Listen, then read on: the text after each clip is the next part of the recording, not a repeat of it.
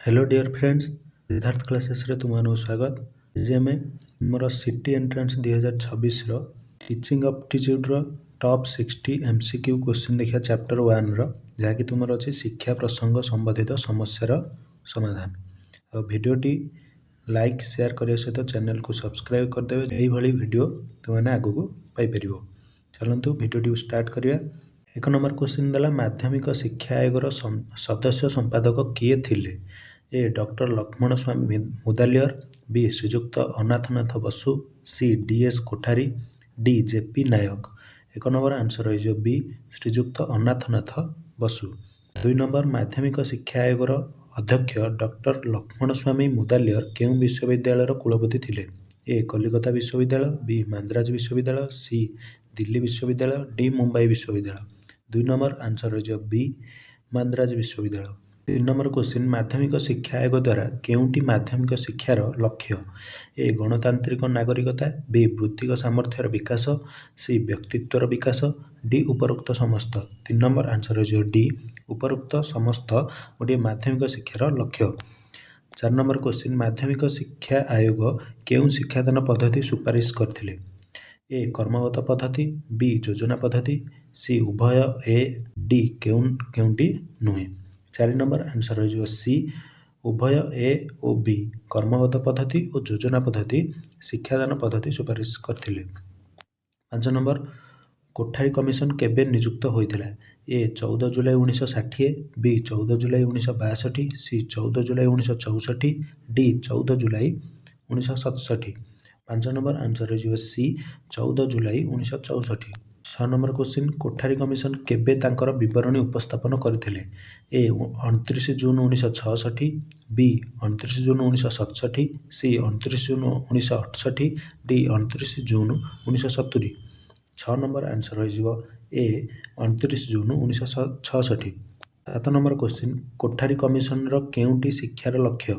उत्पादन क्षमता वृद्धि, बी सामाजिक और जातीय संहति, सी आधुनिकीकरण समस्त।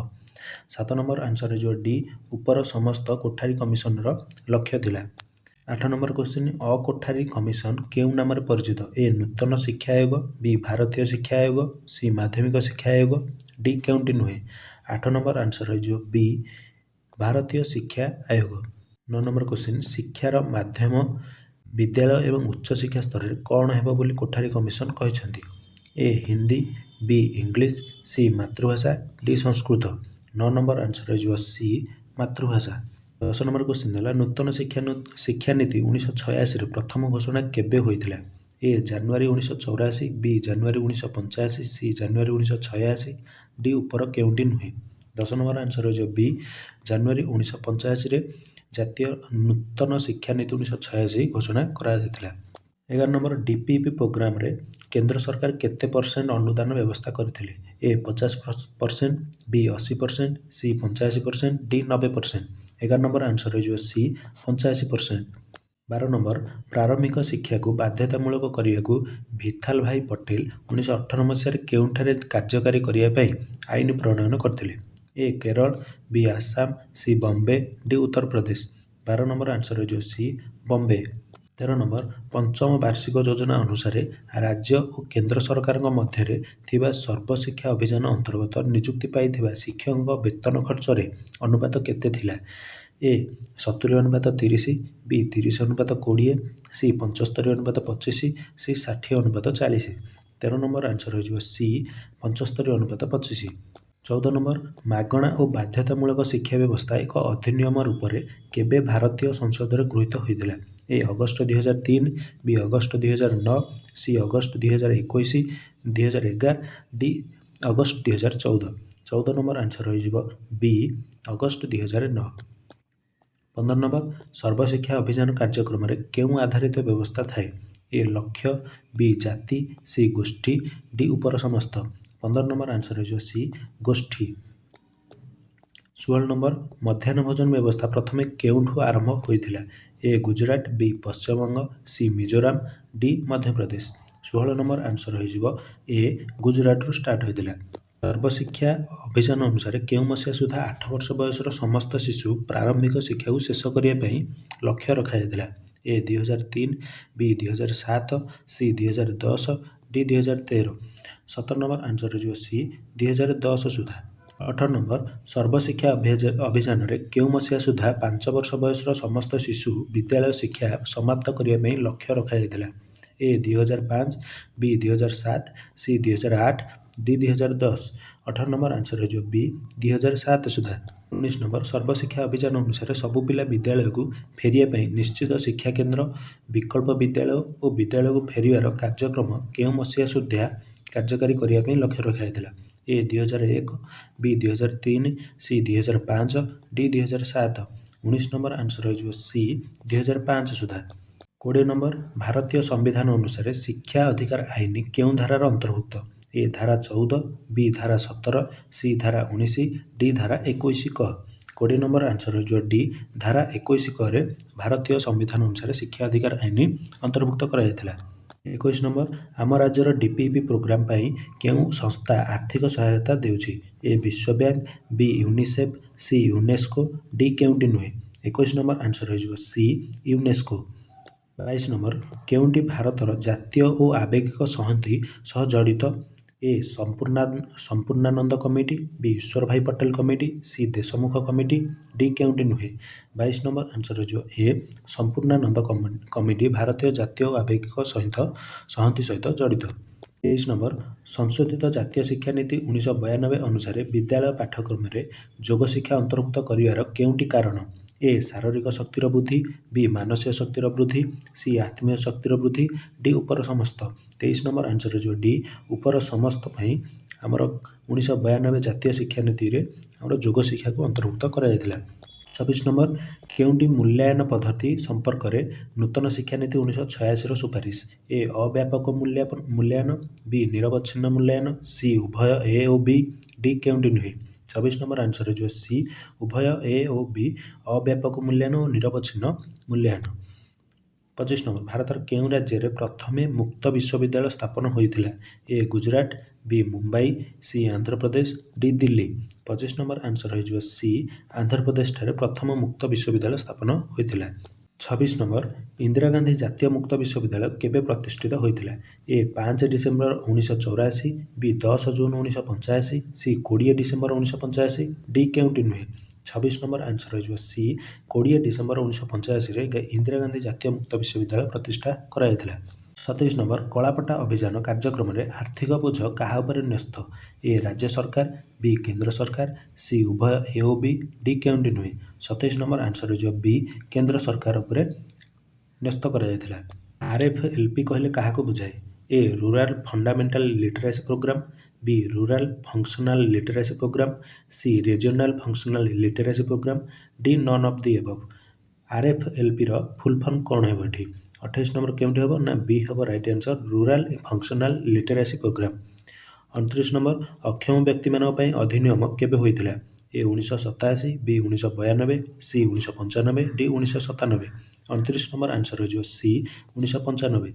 30 ନମ୍ବର ଜାତୀୟ ପ୍ରୌଢ଼ ଶିକ୍ଷା ପ୍ରତିଷ୍ଠାନ national institute of adult education କେବେ ପ୍ରତିଷ୍ଠା କରାଯାଇଥିଲା? ଏ ଜାନୁଆରୀ 1990, ବି ଜାନୁଆରୀ 1991, ସି ଜାନୁଆରୀ 1992, ଡି ଜାନୁଆରୀ 1995। 30 ନମ୍ବର ଆନ୍ସର ରହିଯିବ ବି ଜାନୁଆରୀ 1991। 31 ନମ୍ବର କ୍ୱେଶ୍ଚିନ୍ ନିମ୍ନଲିଖିତ ମଧ୍ୟରୁ କେତେ ମସିହାରେ ସଂଶୋଧିତ ଜାତୀୟ ଶିକ୍ଷାନୀତି ହୋଇଥିଲା? ଏ 1988, ବି 1992, ସି 1991, ଡି 1986। 31 ନମ୍ବର ଆନ୍ସର ରହିଯିବ ବି 1992ରେ ଆମର ଜାତୀୟ ଶିକ୍ଷାନୀତିକୁ ସଂଶୋଧିତ କରାଯାଇଥିଲା। 32 ନମ୍ବର 2001-2 ମସିହାରେ କେତୋଟି ଅଣ ଡିପିଇପି ଜିଲ୍ଲା ଥିଲା? ଏ 12, ବି 15, ସି 16, ଡି 14। 32 ନମ୍ବର ଆନ୍ସର ରହିବ ଡି 14ଟି ଅଣ ଡିପିଇପି ଜିଲ୍ଲା ଥିଲା। 33 ନମ୍ବର ପ୍ରାଥମିକ ଓ ଉଚ୍ଚ ପ୍ରାଥମିକ ବିଦ୍ୟାଳୟର ସଂଖ୍ୟାର ଅନୁପାତ କେତେ ହେବା ଆବଶ୍ୟକ? ଏ 3:2, ବି 2:1, ସି 3:1, ଡି 2:2। 33 ନମ୍ବର ଆନ୍ସର ରହିଯିବ ବି 2:1। 34 ନମ୍ବର ବର୍ତ୍ତମାନ କେତେ ସଂଖ୍ୟକ ପିଲା ମଧ୍ୟାହ୍ନ ଭୋଜନର ଉପକୃତ ହେଉଛନ୍ତି? ଏ 60 ଲକ୍ଷ, ବି 40 ଲକ୍ଷ, ସି 20 ଲକ୍ଷ, ଡି 10 ଲକ୍ଷ। 34 ନମ୍ବର ଆନ୍ସର ରହିଯିବ ଏ 60 ଲକ୍ଷ। 35 ନମ୍ବର ପ୍ରତ୍ୟେକ ବିଦ୍ୟାଳୟରେ ଅନ୍ୟୁନ କେତୋଟି କୋଠରୀ ଥିବା ଆବଶ୍ୟକ? ଏ 3ଟି, ବି 2ଟି, ସି 1ଟି, ଡି 4ଟି। 35 ନମ୍ବର ଆନ୍ସର ରହିଯିବ ବି 2ଟି। 36 नंबर 2011-12 मसीह केते विद्यालय कंप्यूटर सुविधा अच्छी ए 7.95%, बी 8.96%, सी 8.95%, डी 7.96%। 36 नंबर आंसर हो सी 8.95% विद्यालय कंप्यूटर सुविधा रही। 35 नंबर केते मसीहा सुधा उच्च प्राथमिक शिक्षा समाप्त करिए बोली सर्वशिक्षा अभियान उद्देश्य थिला ए 2011, बी 2010, सी 2012, डी 2009। 37 नंबर आंसर हो बी 2010। 2010-11 मसीह प्राथमिक स्तर में नेट नाम लेखा हार केते थिला ए 99.43, बी 99.34, सी 98.43, डी 98.34। 38 नंबर आंसर हो ए 99.43। 39 नंबर मध्याह्न भोजन प्रथमे केउं विभाग द्वारा परिचालित हेउथिला ए महिला और पुरुष विकास, बी महिला और शिशु विकास, सी शिशु और शिक्षा विभाग, डी शिक्षा और महिला विभाग। 39 नंबर आंसर हो बी महिला और शिशु विकास। 40 नंबर प्रारंभिक शिक्षार सार्वजनीकरण पाई केतोटी विभाग उपर गुरुत्व दिया ए 4टी, बी 3टी, सी 2टी, डी 5टी। 40 नंबर आंसर हो बी 3टी। 41 नंबर 2002-3 मसीह शिक्षक और शिक्षार्थी अनुपात केते थिला ए 1:46, बी 1:48, सी 1:45, डी 1:47। 41 नंबर आंसर हो डी 1:47। 42 नंबर विश्व समस्त पाई शिक्षा सम्मेलन 1990 जोग देइथिबा केतोटी राष्ट्रर प्रतिनिधि माने विकासशील राष्ट्र मानकु प्राथमिक शिक्षा को सार्वजनीन करने निष्पत्ति नहीं ए 156टी, बी 155टी, सी 173टी, डी 158टी। 42 नंबर आंसर हो बी 155टी। 43 नंबर आम राज्य प्रथम पर्यायर 1996-2002 मसीहा भितर केतोटी जिले में विश्व बैंक सहायतार डीपीपी कार्यक्रम कार्यकारी होता ए 8टी, बी 3टी, सी 5टी, डी 7टी। 43 नंबर आंसर हो ए 8टी। 44 नंबर आम देशर संविधान धारा केते 6 ରୁ 14 वर्ष वयस्क सबु पिलांकु बाध्यतामूलक भावे और बिना देय प्राथमिक शिक्षा व्यवस्था जोगाई देवाई निर्देश रही A 46, B 47, D C 45, D 48। 44 number answer हो सी 45 नंबर धारार 6 ରୁ 14 वर्ष पिलांकु बाध्यतामूलक भाव में बिना देय प्राथमिक शिक्षा जोगाई देवाई निर्देश रही। 45 नंबर सर्वशिक्षा अभियान उद्देश्य अनुसार केते मसीहा भितर सबु पिला 5 वर्ष बयस प्राथमिक शिक्षा निश्चित भाव समाप्त करेंगे ए 2010, बी 2003, सी 2008, डी 2007। 45 नंबर आंसर हम डी 2007। 1947 मसीहा बेलू केतोटी प्रतिष्ठान स्वतंत्र भाव नारी शिक्षा उद्दिष्ट है ए 16,951, बी 16,955, सी 16,990, डी 16,950। 46 नंबर आंसर हो ए 16,951टी प्रतिष्ठान स्वतंत्र भाव नारी शिक्षा उद्दिष्ट है। 47 नंबर डीपीईपी पूरा नाम कौन? डीपीईपी फुल फॉर्म कौन? A district primary education planning, B district primary education programme, C district primary education performance, D district programme of education and planning. 47 number answer हो B district primary education programme. 48 number जिला प्राथमिक शिक्षा कार्यक्रम केबे कार्यकारी होता 1994, B 1992, C 1990, D 1991। 48 number answer हो A 1994 Masih. 49 number 2010-11 शिक्षार्थी शिक्षक अनुपात केते थिला ए 40:1, बी 20:1, सी 30:1, डी 25:1। 49 नंबर आंसर हो सी 30:1। 50 नंबर क्वेश्चन देखिए निम्नलिखित मध्य केते मसीह प्राथमिक शिक्षा को पुष्टि सहायता कार्यक्रम होता ए 1992, बी 1993, सी 1994, डी 1995। 50 नंबर आंसर हम डी 1995। 51 नंबर 2007-8 मसीह प्राथमिक विद्यालय संख्या केते थिला ए 47,444, बी 46,448, सी 46,444, डी 46,445। 51 नंबर आंसर हो सी 46,444टी प्राथमिक विद्यालय थिला। 52 नंबर दीर्घम्यादी दूरदृष्टि संपन्न योजना केउं योजना अंतर्गत ए जिला प्राथमिक शिक्षा, बी सर्वशिक्षा अभियान, सी जातीय शिक्षा नीति, डी कलापट्टा अभियान। 52 नंबर आंसर हो ए जिला प्राथमिक शिक्षा।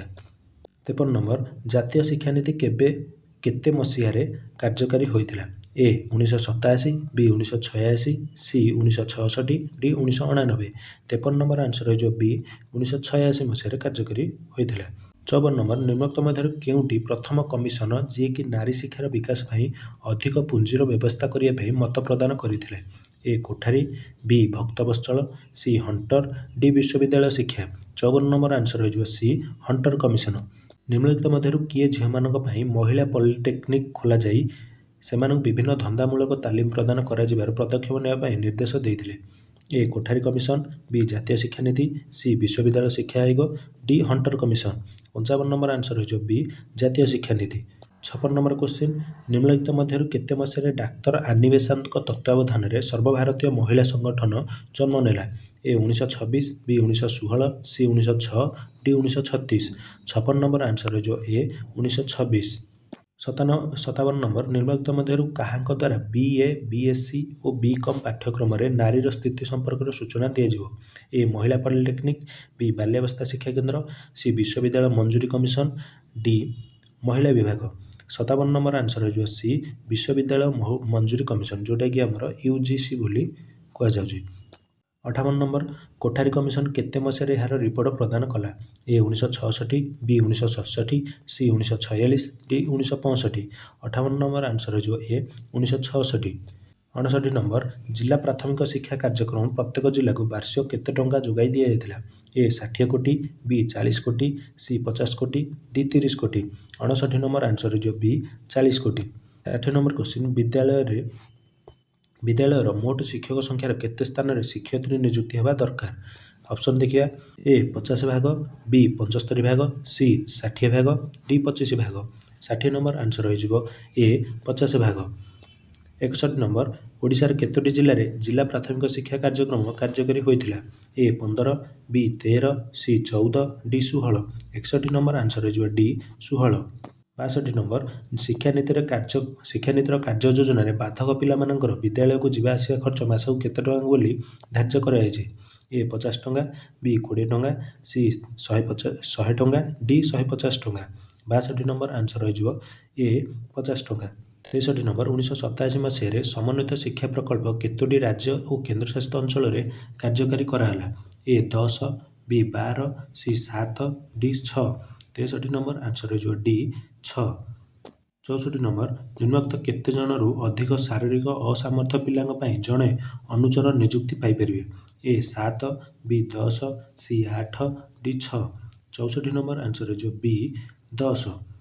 65 ନମ୍ବର ଜାତୀୟ ଶିକ୍ଷାନୀତିରେ କେଉଁ ଦୁଇଟି ବିଷୟ ସ୍ୱତନ୍ତ୍ର ଆବଶ୍ୟକତା ଥିବା ପିଲାମାନଙ୍କ ପାଇଁ ବାଧ୍ୟତାମୂଳକ ହେବା ଉଚିତ ନୁହେଁ ବୋଲି ଦର୍ଶାଯାଇଛି?